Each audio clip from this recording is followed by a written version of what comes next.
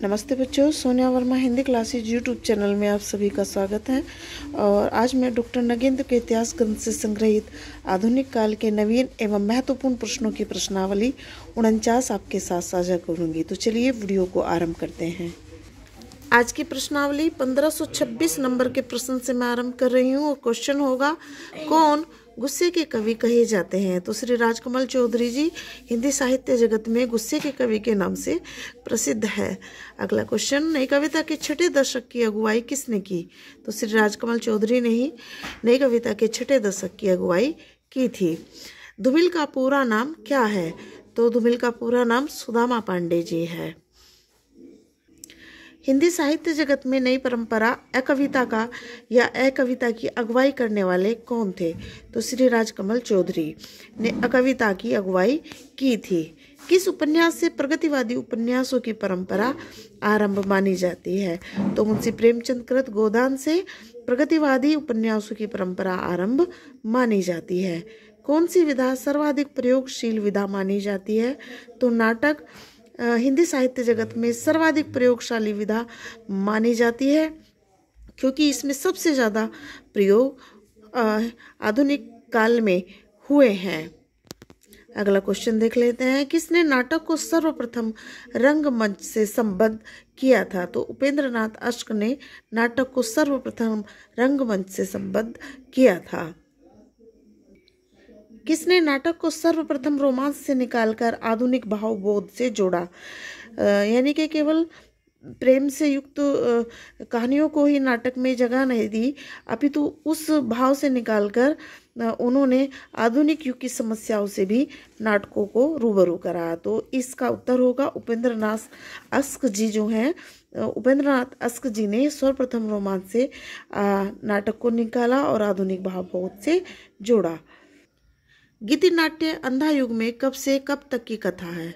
तो इस गीति नाट्य में महाभारत के 18वें दिन की संध्या से प्रभास तीर्थ में कृष्ण के देहावसान तक की कथा संग्रहित है और यह डॉक्टर धर्मवीर भारती द्वारा लिखित गीति नाट्य है। अगला क्वेश्चन देख रहे हैं, मोहन राकेश कैसे कहानीकार रहे हैं? तो वह प्रयोगशील कहानीकार रहे हैं। उलूल जुलूल या व्यर्थता बोध नाटकों के प्रथम पुरस्कर्ता कौन माने जाते हैं या प्रवर्तक कौन माने जाते हैं? तो श्री भुवनेश्वर उलूल जुलूल नाटकों के प्रवर्तक माने जाते हैं। किस नाटक से व्यर्थता बोध नाटकों का आरंभ माना जाता है हिंदी साहित्य जगत में? तो श्री भुवनेश्वर कृत उसर नाटक से उलूल जुलूल या व्यर्थता बोध नाटकों का आरंभ माना जाता है। उपन्यास में प्रगतिशील धारा का प्रवर्तन किसने किया? तो दो लोग इसमें हैं। आरंभ तो इसका प्रेमचंद जी ने ही कर दिया था, किंतु यशपाल जी ने इसका बड़ा विकास किया और यशपाल जी ही इस धारा के प्रवर्तक माने गए हैं। अगला क्वेश्चन देख लेते हैं, यशपाल का कौन सा नाटक 2 भागों में प्रकाशित हुआ था? तो झूठा सच जो उनका उपन्यास है, मैंने शायद नाटक यहाँ बोल दिया है तो उसके लिए मैं क्षमा प्रार्थी हूँ। तो ये एक उपन्यास है जो 2 भागों में प्रकाशित हुआ और इसका प्रथम भाग है वतन और देश और दूसरा भाग है देश का भविष्य। 1541 नंबर के क्वेश्चन को देख रहे हैं, रांगे राघव जी का पूरा नाम क्या था? तो त्र्यंबक वीर राघवाचार्य उनका पूरा नाम था। सामाजिक यथार्थवादी उपन्यास परंपरा की त्रयी के नाम से हिंदी साहित्य जगत में कौन मशहूर रहे हैं? तो श्री भगवती चरण वर्मा, उपेंद्र नाथ अश्क और अमृतलाल नागर सामाजिक यथार्थवादी उपन्यास परंपरा की त्रयी माने गए हैं। यानी कि 3 लेखक ऐसे हैं जिन्होंने समाज के यथार्थ को अपने उपन्यासों के जरिए हिंदी साहित्य जगत से परिचित कराया था। किस उपन्यास के साथ आंचलिक उपन्यासों की परंपरा आरंभ होती है? तो श्री फणीश्वरनाथ रेणुकृत मैला आंचल से आंचलिक उपन्यासों की परंपरा आरंभ होती है और वह आंचलिक उपन्यासों के प्रवर्तक भी माने जाते हैं।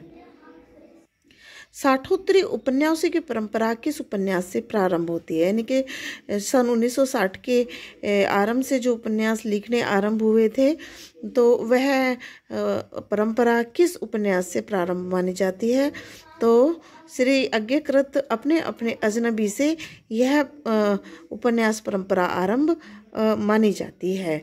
अगला 1545 नंबर के प्रश्न को देख रहे हैं। नई कहानी नाम कहानी को किसने दिया?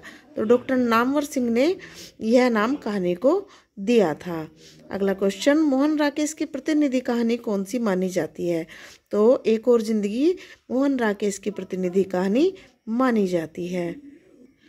और इस प्रश्नावली का अंतिम प्रश्न 1547 नंबर का, किसने सर्वप्रथम कहानी से कविता को अलग किया? तो हिंदी साहित्य जगत में डॉक्टर धर्मवीर भारती ने सर्वप्रथम कहानी से कविता को अलग किया था।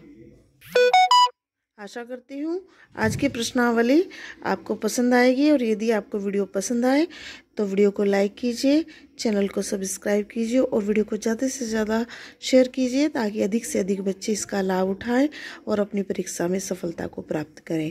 चलिए, ऐसी ही नवीन प्रश्नावली से युक्त मैं दूसरी प्रश्नावली लेकर आऊँगी। तब तक के लिए नमस्ते, कल मिलते हैं, धन्यवाद।